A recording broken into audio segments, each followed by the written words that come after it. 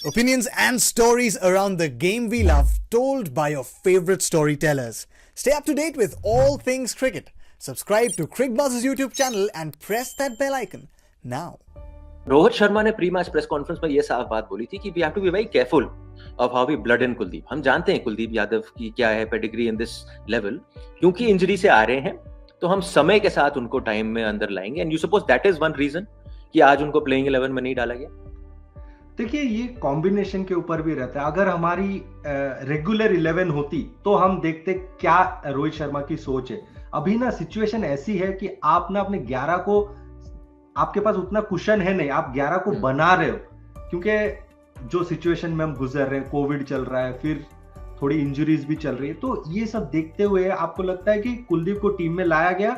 और ये पहली बार नहीं है जो रोहित शर्मा एज ए कप्तान ये करते हैं। हमने देखा जब न्यूजीलैंड के खिलाफ चहल को लाया गया था, चहल को जो कॉन्फिडेंस दे रहे थे रोहित शर्मा, एक स्लिप लगा रखा रहता, थोड़ा अटैकिंग फील्ड दे रहे थे, और वो ये भी कह रहे थे कि आपको रन पड़े तो पड़े, मुझे परवाह नहीं है, लेकिन आप ना हमारे विकेट टेकिंग ऑप्शन हो। तो ये चीज दर्शाती है। फिर हमने वो चीज ईशान किशन के साथ भी देखी थी, जब आईपीएल में मुंबई इंडियंस के साथ उनका समय अच्छा नहीं चल रहा था, तो उन्होंने पोस्ट मैच में भी कहा था कि ईशान किशन हमारे अच्छे बल्लेबाज हैं, हम उनको टेक केयर करना चाहिए। तो ये उनकी एक तरीका है। सब कप्तान का एक एक तरीका होता है। ये रोहित शर्मा का एक तरीका है कि अगर वो किसी प्लेयर के ऊपर बिलीव करते हैं तो वो फिर मुझे लगता है कि उसी तरीके से उनको बैक करते हैं। तो ये एक अच्छी चीज है। थोड़े कप्तान अलग प्रोसेस फॉलो करते हैं, और अगर अब रोहित शर्मा देखें तो वो बिलीव करते हैं कि अगर आप किसी को बैक कर रहे हैं तो इतनी देर तक बैक करें कि वो आदमी ये फील करे कि मुझे कभी भी मेरे रीसेंट या करंट परफॉर्मेंस के वजह से जज किया नहीं जाएगा, मुझे ओवर द टाइम देखा जाएगा। सो ये जो नया दौर है कप्तान साहब के लिए, कितना इंपॉर्टेंट है ये कॉम्बिनेशन कुलचा का। And I am not saying sir कि साउथ अफ्रीका में 3 मुकाबले हुए हैं भाई, 3 मुकाबलों पे आप नहीं जज कर सकते, लेकिन आपके हिसाब से ये जो कॉम्बिनेशन है, how important is it for the 50 over game कि ये कॉम्बिनेशन वापस आए इस टीम में और रेगुलरली आए, सीनियर बने, मंजे हुए बने। आई थिंक ये अगर इस कॉम्बिनेशन को अगर मैं जस्ट फॉर एक्सप्लेनेशन और दूसरा पर्सपेक्टिव दिखाने के लिए, अगर मैं इनको इंडिविजुअल ना देखूं, कुलदीप ना देखूं और चहल को ना देखूं और एक्सप्लेन इसको फर्दर या डीपर जाऊं, तो इस कॉम्बिनेशन की जो खासियत है पंडित जी वो यही है ना कि ये वो उन गेंदबाजों में से जिनसे आप अपेक्षा ये नहीं करते कि यार ये टाइट गेंदे डालेंगे या डॉट बॉल्स करके ना प्रेशर बिल्ड करके आउट करेंगे। ये दोनों गेंदबाज जब ये साथ खेला करते थे, ये कुलचा जो आपने कहा कि ना खाने में भी मजा आता है जब दोनों चीज साथ में हो ना, एक अकेला भी रह जाए तो फिर वो स्वाद नहीं आता। तो ये दोनों का एक 20 ओवर का एक पीरियड हुआ करता था वनडे क्रिकेट में 2018-17 उस दौरान, जब ये दोनों वनडे क्रिकेट का जो मोस्ट डल या बोरिंग पीरियड कहते हैं क्रिकेट में देखने के लिए भी, ये उसको एक्साइटिंग बनाते थे, क्योंकि इनकी जो गेंदबाजी की शैली है वो हमेशा ही हर गेंद पे आपको ललचाते हैं। आपको कहते हैं भाई आप अगर छक्का मार सकते हो तो मार लो, लेकिन मैं आपको आसानी से सिंगल नहीं दूंगा या कट खा के चौका नहीं खाऊंगा। तो ये स्किल जो है वो, ये कॉम्बिनेशन मेरे लिए बहुत इफेक्टिव है। अब आप इसको कुलचा में ये यूज करें या 2 pure out and out fast bowler भी आप खिला सकते हैं कई बार।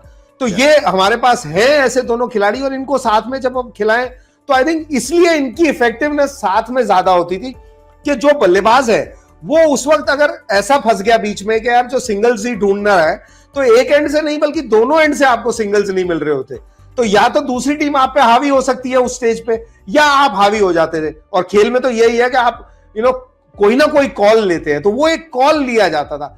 उनकी ये पार्टनरशिप टूटने के बाद वो पीरियड जो है ना, वहां पे फिर एज एन इंडियन टीम या कप्तान जो भी है चला रहा है, वो कॉल नहीं ले पाए। फिर वो ऑपोजिशन बैट्समैन डिसाइड करता है कि इस फेज को किस तरह से खेल के निकालना है। बाकी गेंदबाजी जो फॉर्म थी वो कुलदीप की वो ऐसी रही ही नहीं थी, उनके हाथ से ही वैसे गेंद नहीं निकल रहा था। और ऐसे खिलाड़ियों का एक वो राइडर होता है ना नीचे, वो जरूर डालता हूं मैं कि ये खिलाड़ी आई थिंक डिपेंड करता है लॉर्ड के ऑपोजिशन कौन है। वेस्ट इंडीज के विरुद्ध हमेशा सक्सेसफुल रहेंगे ये लोग, क्योंकि वेस्ट इंडीज वाले जिस अंदाज से खेलते हैं। बट जो टीमें अब स्पिन के अच्छा खेलने लगे, और अगर वो खराब दिन तो एक ही था ना, वो इंग्लैंड के विरुद्ध जो वो बटलर, जॉनी बेस्ट्रो और उन्होंने जो हालात किए, आपने उससे डर के न्यूजीलैंड के विरुद्ध भी अगले दिन नहीं खिलाया। तो किसके विरुद्ध खिलाना है वो भी अगर आप गौर करेंगे तो इसकी इफेक्टिवनेस और ज्यादा मिलेगी।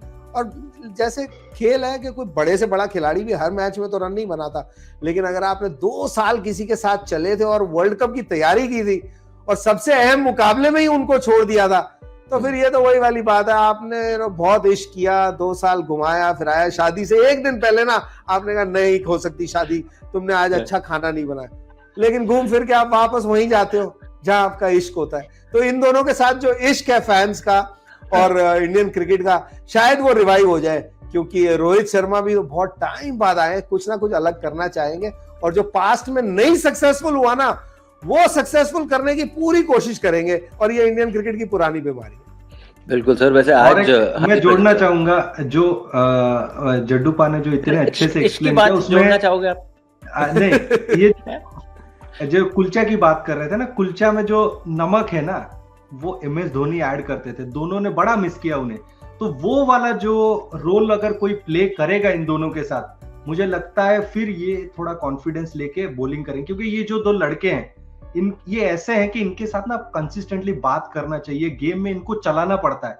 थोड़े प्लेयर जैसे रहते हैं, विराट कोहली, रोहित शर्मा हो गए या सूर्य कुमार यादव, इनको आप चलाते नहीं है, ये चलते हैं। थोड़े प्लेयर ऐसे रहते हैं ना जिनको चलाना पड़ता है, भाई तू मेरा बेस्ट बॉलर है, तुझे लेके चलना पड़ेगा। ये जो नमक मिसिंग है ये शायद रोहित शर्मा जोड़ेंगे, तभी जाके इन दोनों से मतलब बेस्ट निकाल सकते हैं।